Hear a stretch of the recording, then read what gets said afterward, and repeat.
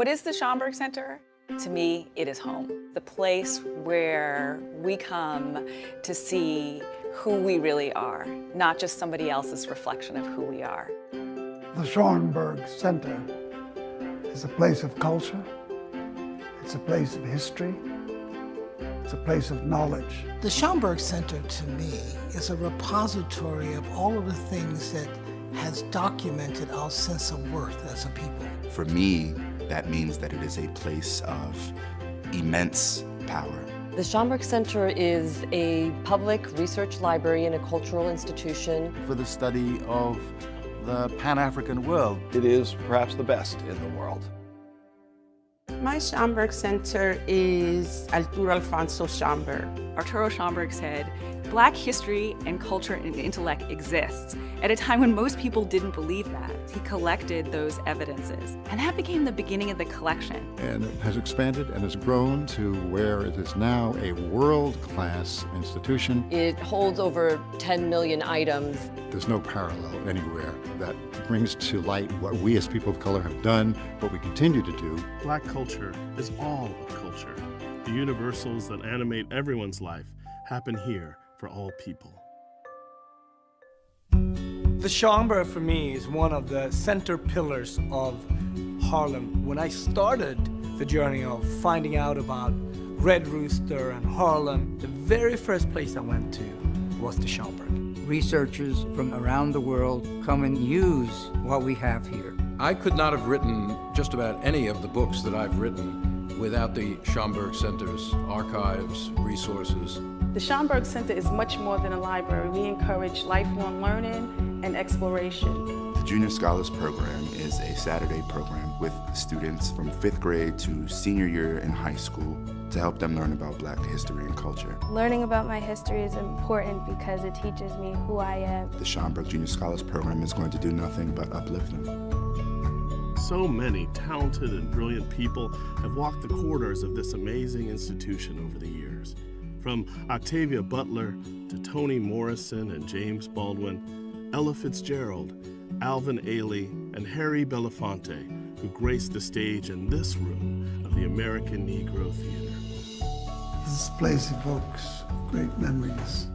It was a gift to us in our community to really try to find that space to reflect expressions of Black experience.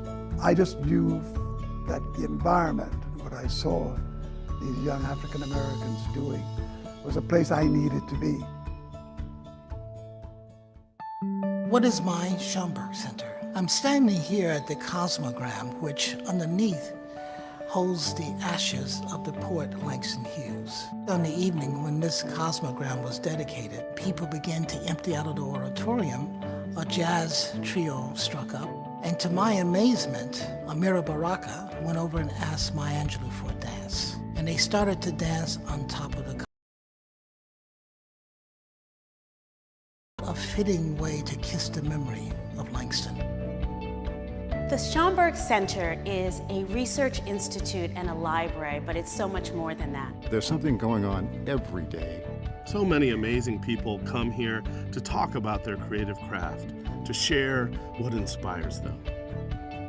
The Schomburg Center's collections help to tell stories even beyond our walls. The Schomburg Center is here in this exhibition at MoMA, One-Way Ticket, Jacob Lawrence's Migration Series.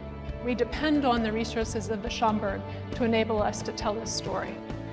Thinking about the implications of the past on the present is absolutely crucial for understanding the next steps, understanding what we have to do to go forward.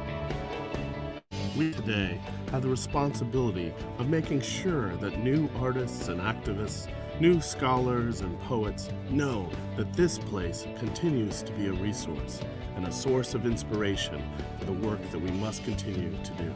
The Schomburg Center is knowledge. The Schomburg Center, to me, is education. The Schomburg Center is home, it is family, it is foundational. The Schomburg Center is inspiration. The Schomburg is with me in everything that I do. Community, inside and out. The Schomburg Center. To find your Schomburg Center.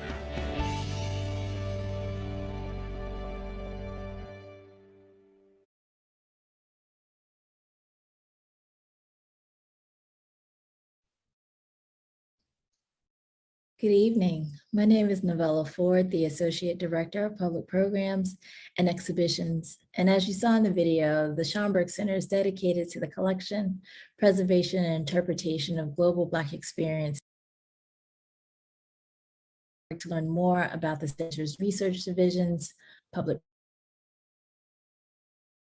program will be taking place in 2022. We so appreciate you for joining us for tonight's virtual program, the last of our Conversations in Black Freedom Studies series. Tonight's conversation brings together 4 scholars whose work examines the long history of Black women's strategies for combating racism and misogyny through collective action in spaces as varied as prison and the digital world. Barbara Smith's lifelong commitment to activism will ground an intergenerational conversation where the radical Black feminism and LGBTQ+ lives will be centered.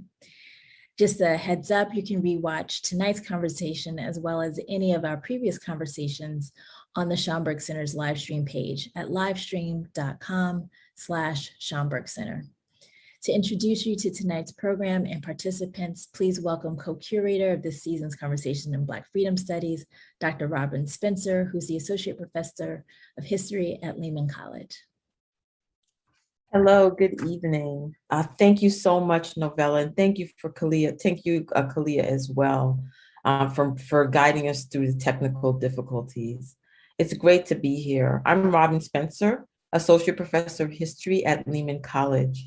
Jean Theo Harris and Kamosi Woodard started Conversations in Black Freedom Studies in collaboration with the Schomburg Center 9 years ago. With fewer and fewer public spaces to engage in new work in Black history, the series was conceived as a way to hear, learn, and discuss new work in Black history that can help us see the present most clearly. Kamosi took on more of an emeritus role last year, and I'm so thrilled and delighted to be co-curator this year and going forward with Jean. We're so pleased the Schomburg Center has continued with this series as one of its educational and public program offerings. As usual, we will be here the first Thursday of each month. We will have a short break for the holiday season and New Year.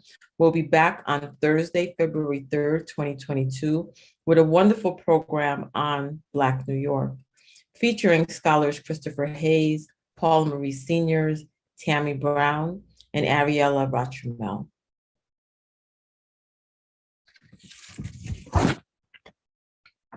Good evening. I'm Jean Theo Harris, Distinguished Professor of Political Science at Brooklyn College and co-curator with Robin of the series. And it is so wonderful to be here together in this online space tonight. We are so delighted to be here for this ever urgent and timely conversation, particularly in light of yesterday's Supreme Court on radical Black feminist and queer lives.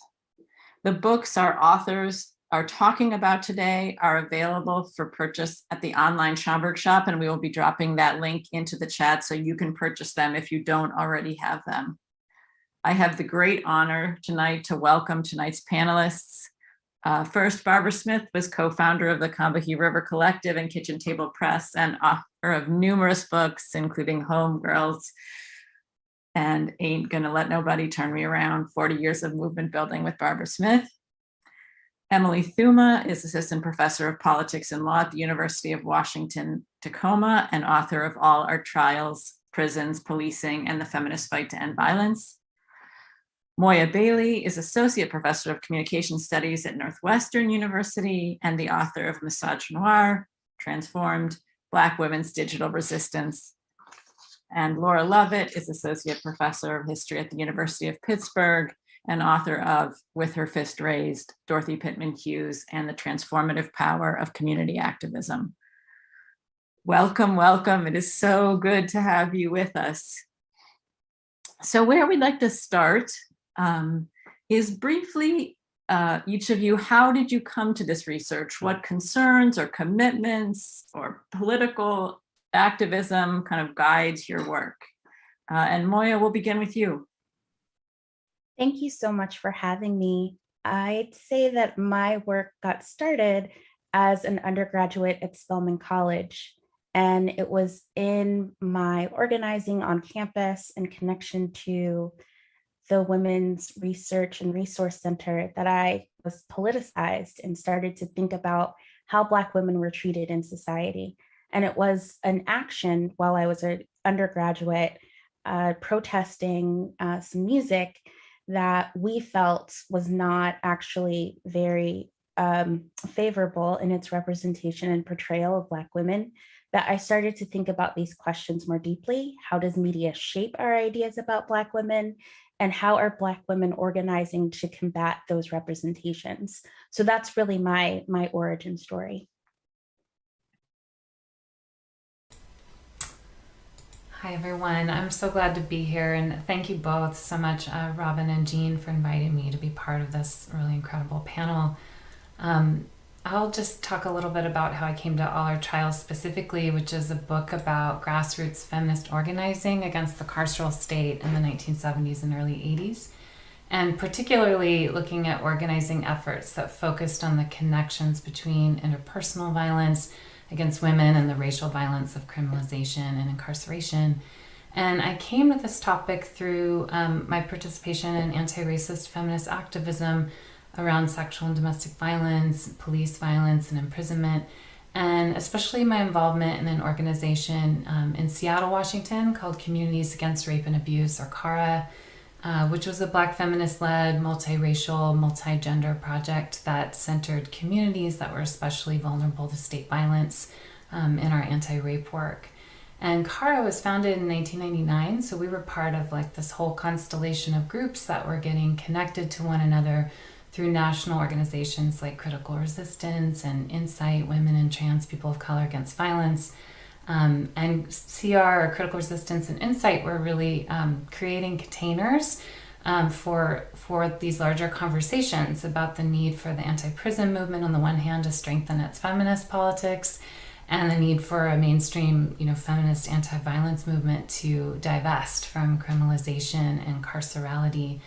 And so this very much, relates to one of the key, I guess I would say, like recognitions or commitments that guided the book, which is, to see that the most transformative theories and freedom dreams grow out of social movement organizing. So All Our Trials is, sort of an intellectual history of grassroots organizing, and really lifts up the theoretical insights about the interplay between interpersonal violence and state violence that groups like the Combahee River Collective, already mentioned tonight, the Coalition Against Institutional Violence, Campaigns to Free Jessie Woods and Joanne Little, and many others represent. Great. So thank you so much for including me in this incredible panel. And Jean and Robin, I just want to echo that how thrilled I am to be here. My journey to this particular project comes a little bit different, from a little different trajectory. It comes from teaching, which I think of as activist in some way. I've been a US women's history professor, and had always had the image of Dorothy Pittman Hughes with her fist raised, standing beside Gloria Steinem on my syllabi for a decade, I think. I also used to teach for my students a history of efforts to reimagine gender roles and to remake our understanding of sex and gender for children especially. And so I would teach them about the history of a program called Free to Be You and Me, which in the early 1970s imagined that you could break through sexual stereotypes and really change the culture by reimagining from the very beginning how we thought about gender roles. I came to discover that actually that television program, which was very popular. In fact, the Free to Be Foundation wound up funding the Ms. Foundation because it was so much more popular than Ms. Foundation in terms of support and longstanding, was filmed at Dorothy Pittman Hughes's daycare center. And so this image of this person that I had, and I, in talking with Dorothy about that history, I came to ask her, well, who's doing your biography? And she said, no one at this point. And it just felt to me like her image was so public and her role was so important that somebody had to make sure that her narrative was also a kind of generalized part of our understanding of the women's movement, especially. Thank you.